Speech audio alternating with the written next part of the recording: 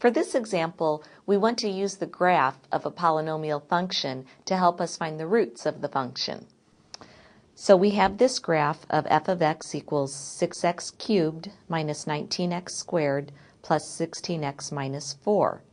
In part A, we want to find the root of the equation 6x cubed minus 19x squared plus 16x minus 4 equals 0, that is an integer. Well, that's easy to do. If we look at a picture of the graph, we see that the graph crosses the x-axis right here between 0 and 1. It looks like it crosses it twice right there, and it also crosses it right on the integer 2.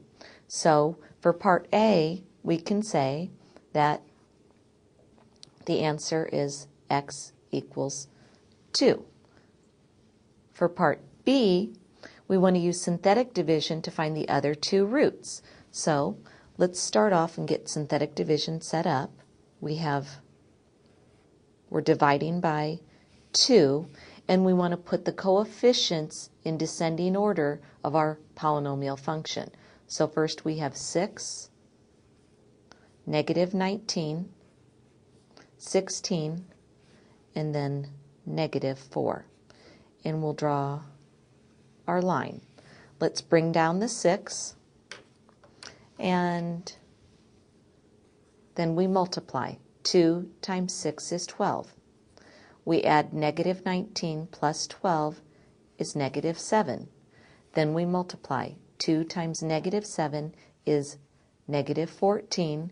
We add 16 plus negative 14 is 2.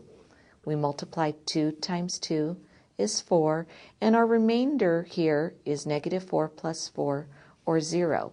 We knew that 0 would be the remainder because x equals 2 is a root to our original function.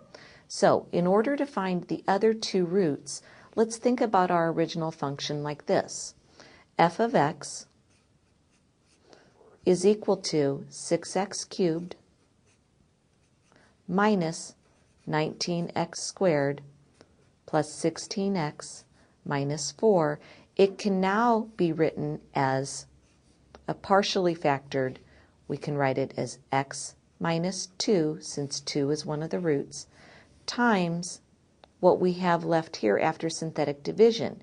Remember, we were dividing 6x cubed by x minus 2. So this 6 is going to have a degree of x to the second power, because it's going to be one less power than x cubed.